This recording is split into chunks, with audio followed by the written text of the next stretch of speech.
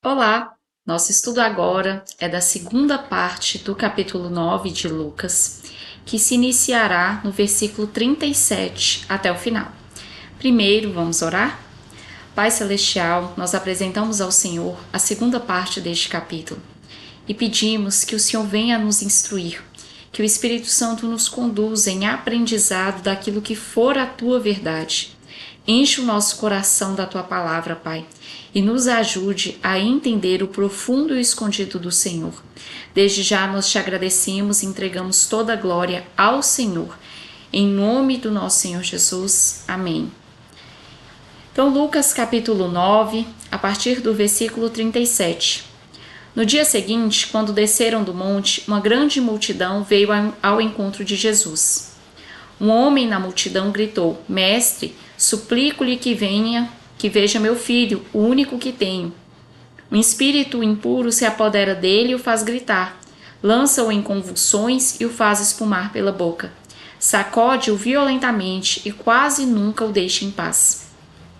Supliquei a seus discípulos que o expulsassem, mas eles não conseguiram. Jesus disse: Geração incrédula e corrompida, até quando estarei com vocês e terei de suportá-los? Então disse ao homem: Traga-me seu filho. Quando o menino se aproximou, o demônio derrubou no chão numa convulsão violenta. Jesus, porém, repreendeu o espírito impuro, curou o menino e o devolveu ao pai. Todos se espantaram com a grandiosidade do poder de Deus. Enquanto todos se maravilhavam com os seus feitos, Jesus disse aos discípulos: Ouçam-me e lembrem-se do que lhes digo. O Filho do Homem será traído e entregue em mãos humanas. Eles, porém, não entendiam essas coisas. O significado estava escondido deles, de modo que não eram capazes de compreender e tinham medo de perguntar. Os discípulos começaram a discutir sobre qual deles seria o maior. Jesus, conhecendo seus pensamentos, trouxe para junto de si uma criança pequena e disse: Quem recebe uma criança como esta em meu nome, recebe a mim. E quem me recebe, também recebe aquele que me enviou. Portanto, o menor entre vocês será o maior. João disse a Jesus: Mestre, vimos alguém usar seu nome para expulsar demônios. Nós o proibimos, pois ele não era do nosso grupo. Não o proíbam, disse Jesus. Quem não é contra vocês é a favor de vocês. Como se aproximava o tempo de ser elevado ao céu, Jesus partiu com determinação para Jerusalém. Enviou mensageiros adiante até um povoado samaritano, a fim de fazerem os preparativos para sua chegada. Contudo, os habitantes do povoado não receberam Jesus, porque parecia evidente que ele estava a caminho de Jerusalém. Percebendo isto, Tiago e João disseram a Jesus: Senhor, quer que mandemos cair fogo do céu para consumi-los? Jesus, porém, se voltou para eles e os repreendeu, e seguiram para outro povoado. Quando andavam pelo caminho, alguém disse a Jesus: Eu seguirei aonde quer que vá. Jesus respondeu: As raposas têm tocas onde morar, e as aves têm ninhos, mas o Filho do Homem não tem sequer um lugar para recostar a cabeça. E a outra pessoa, ele disse: Siga-me. O homem, porém, respondeu: Senhor, deixe-me primeiro sepultar meu pai. Jesus respondeu: Deixe que os mortos sepultem seus próprios mortos. Você, porém, deve ir e anunciar o reino de Deus. Outro ainda disse: Senhor, eu seguirei, mas deixe que antes me despeça da minha família. Mas Jesus lhe disse: Quem põe a mão no arado e olha para trás não está apto para o reino de Deus. Essa segunda parte, pessoal, nos traz alguns ensinamentos importantes. Primeiro, no versículo 41, Jesus deixa claro por que os discípulos não conseguiram expulsar o demônio. E aí eu enfatizo com vocês, se o poder estivesse nos discípulos, em João, Tiago, Pedro, naturalmente eles teriam expulsado esse demônio. Mas por que não conseguiram? Jesus deixa claro no versículo 41, geração incrédula e corrompida. Ou seja, eles não creram, faltou fé, entendeu? E aí, isso que impediu, tá? Mais pra frente, eu quero enfatizar com vocês sobre Quem é maior no reino de Deus? Isso está no versículo 46 ao 48. Nós estamos, eu já falei isso em outros vídeos, mas eu faço questão de reforçar. Nós estamos no reino não para servir a nós mesmos, não para status. Então, meu chamado é para missionário, meu chamado é para profeta, meu chamado é para pastor, meu chamado é para o louvor. Então eu sou melhor do que alguém por causa disso, eu sou mais especial. Não, isso é serviço. Você foi chamado para exercer um serviço, entendeu? Não tem status nisso. E assim, eu vejo às vezes as pessoas se perdendo, querendo assim quase que competir por status dentro da igreja, como se um cargo ou outro fosse melhor ou maior, entende? E é isso que Jesus está chamando a atenção. Quem é maior no reino de Deus? É aquele que serve. Serve mais. Se você quer ser grande no reino de Deus, sirva bastante. E eu quero enfatizar uma outra coisa com vocês acerca disso. Existe igreja perfeita? Não. Não existe. A partir do momento que eu e você entramos na igreja, ela deixa de ser perfeita, porque nós também não somos. Existe um líder, um pastor perfeito? Não, não existe. Porque ele também é um ser humano assim como nós. E às vezes eu vejo as pessoas se frustrando com o líder, com a igreja. E largam Deus por causa disso, como se Deus fosse aquela pessoa, entendeu? E aí vocês têm que aprender a diferenciar quem é Deus e de quem é a instituição que fala, né? Leva a palavra de Deus. Porque às vezes você não gostou daquele lugar, procure outro, entendeu? E isso é importante, gente, por quê? Porque eu já vi pessoas largando Deus porque não gostou de uma coisa que um líder fez. E o que Deus tem a ver? Entendeu? Você tem um funcionário, você tem uma empresa com 1000 funcionários. Um fez algo que um cliente não gostou. Aí o cliente, você ia ficar satisfeito do cliente tomar raiva de você por causa do funcionário? Não tem muito sentido, entendeu? Então, se você não gostou de um lugar, procure outro lugar. E aí eu quero ressaltar com vocês que você pode também melhorar o lugar. Se você não está gostando de alguma coisa, o que você pode fazer além de resmungar, reclamar e cruzar os braços? Faça alguma coisa. Ai, Tati, eu não gosto porque onde eu frequento não tá falando muito de Bíblia. Monta um estudo bíblico. Vai fazer um estudo bíblico na sua casa. Se ofereça para fazer um estudo bíblico lá. Ai, a liderança não deixa. Faz na sua casa. Ai, Tati, eu não estou satisfeito. Porque eu acho o pessoal do louvor desafinado. Vai fazer um curso de música, de canto. Vai aprender a cantar. Ajuda o pessoal, entendeu? Eu vejo muitas pessoas cruzando o braço e só reclamam. E elas mesmas não fazem nada.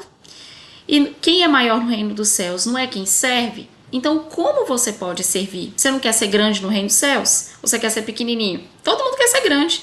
Então, como você pode servir? Entende? Tome alguma atitude, sabe, gente? Vamos sair desse lugar de só reclamar, de só botar defeito. Tome alguma atitude, veja o que você pode fazer.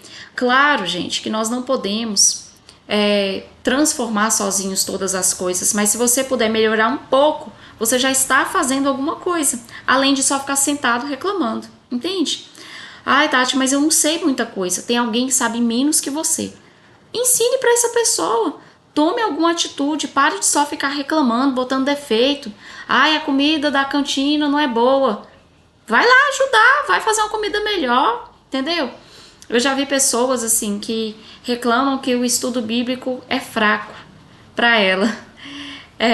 Então, beleza, que bom que você está achando isso. Se ofereça para dar estudos bíblicos na igreja. Já que você tem tanto conhecimento, usa esse conhecimento, transborda esse conhecimento, ensina, faz alguma coisa. Ah, mas lá não dá uma abertura. Monta um estudo na sua casa, entende? Na sua escola, onde você está, no seu trabalho, onde você puder. Mas tome alguma atitude, sabe? Para de só reclamar, entendeu? O que você pode fazer? Perfeição, gente, não existe em igreja nenhuma. Nenhuma, sabe? Se você frequenta a igreja que ela é perfeita, me conta qual que é para eu conhecer. Entendeu? Porque não tem, gente. Toda igreja tem problema. Todas. 100%. 100%. Não é 99%, não. 100%. Só que você tem a opção de sentar e ficar resmungando, ou você pode tomar atitude e tentar fazer alguma coisa. Servir. Nós somos chamados para servir. Certo? E aí, mais pra frente, eu quero enfatizar com vocês também ainda sobre isso. Nos versículos 58 e 62. Na verdade, dos 57 ao 62, quando Jesus vai falando, né? Que as pessoas queriam seguir ele, mas falavam: Senhor, eu quero te seguir, porém, eu tenho que fazer isso. Jesus chamou-os para seguir: Jesus, eu quero te seguir, mas eu tenho que fazer aquilo. E aí Jesus vai repreender essas pessoas. Que vocês têm que colocar como prioridade o reino de Deus. Então, servir a Deus. E que não vai ser confortável. Então, Jesus fala: as raposas têm lugar para onde morar. E as aves têm seus ninhos, mas não tem lugar para recostar a cabeça. Então, não acha que vai ser fácil. Não acha que o servir é fácil. E aí, outras pessoas também se perdem nisso. Porque elas acham que elas vão exercer o ministério delas e que vai ser confortável. Deixa eu te contar um negócio. Não vai. Não vai. Se você está se fazendo, né, você está exercendo o seu chamado e está confortável, você está trabalhando pouco. Sinto te informar. Porque trabalho tem que dar trabalho. Se for lazer, não é trabalho. É lazer. E isso é muito importante porque nós somos chamados não para ser patrões. Patrão é o Senhor. Nós somos chamados para ser servos. E servos têm que trabalhar. Isso vai dar trabalho, vai dar serviço.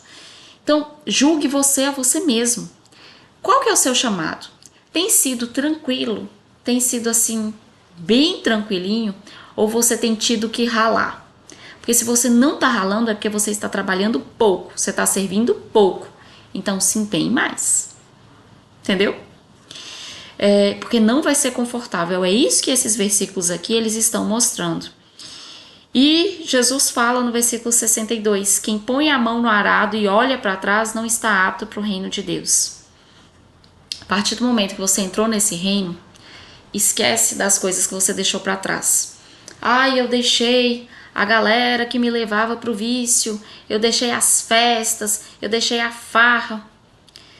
Deixa eu te falar, você está caminhando para um dia, seja no arrebatamento ou na morte. Porque como diz o pessoal mais velho, ninguém fica para semente. Você está caminhando para um dia em que nada dessas coisas vai ter valor. Entendeu? E você, como eu disse na parte 1 desse capítulo, você tem que estar pronto para esse dia. Então, para de olhar para trás das coisas que você deixou para trás por causa do reino. Porque se você começa a olhar para trás, você vai começar a ter saudade. E você pode cair por causa de coisas que são completamente inúteis na eternidade. Aquelas amizades que te levavam para um rumo ruim, aquelas pessoas, né, que eram más companhias para você, aqueles ambientes que eram ruins para você. Tati, mas era tão bom, mas estava te levando para o inferno. Será que era bom mesmo? E se você morresse quando você estivesse ali? Você ia subir ou descer? Entendeu? Então é isso aqui que o Senhor está falando. Se você pôs a mão no arado, não olhe para trás. Porque se você ficar olhando para trás, você não está apto para o reino de Deus. Entendeu? A saudade das coisas que ficaram para trás, elas não te levavam para o reino. E Deus, Ele que te convenceu aquilo que não estava bom. Larga isso no passado. Tem coisas melhores te esperando, tem coisas eternas te esperando, certo? E por fim, eu quero enfatizar os versículos 51 a 56, em que os samaritanos, que eram um povo que não gostava dos judeus, existe uma rixa entre eles. E aí eles não recebem Jesus. E aí os discípulos, Tiago e João, falam: Senhor, quer que mandemos cair fogo do céu para consumi-los? Porque eles podiam fazer isso? Porque foi dada autoridade para eles. Só que Jesus fala: manda mesmo, senta fogo, vão vingar. Não, Jesus se voltou para eles e os repreendeu. E eu estou dando destaque a essa passagem, isso está nos versículos 54 a 55, essa passagem específica de Jesus repreendendo eles. Por quê? Porque o objetivo de Jesus não era vingança. O objetivo de Jesus era ensino.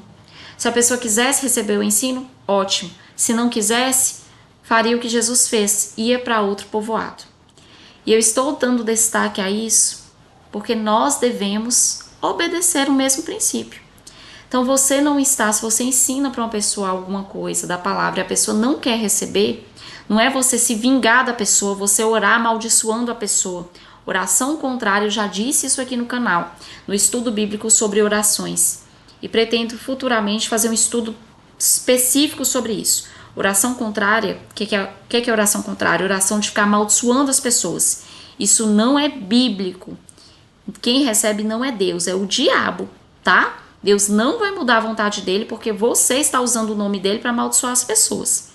Jesus, ele tinha o poder para destruir essas pessoas. Os discípulos tinham poder, através de Jesus, para realmente fazer cair fogo do céu e consumir aquelas pessoas que não quiseram receber Jesus. Mas Jesus não fez isso. Se ele não se vingou, quem é você para se vingar? Ainda mais usando o nome dele. Se ele não fez, por que você vai fazer usando o nome dele? Entendeu? Então tome muito cuidado, porque você vai responder pelas orações que você anda fazendo. Se você anda fazendo oração contrária, amaldiçoando os outros, se arrependa enquanto é tempo. Por quê? Porque é o diabo que está recebendo, para você não correr o risco de chegar na eternidade e ter que prestar contas disso. Entendeu? E também porque se é o diabo que recebe, você vai sofrer consequências disso também. Certo, pessoal? Então por hoje é isso. Um abraço para vocês e até o próximo capítulo de Lucas.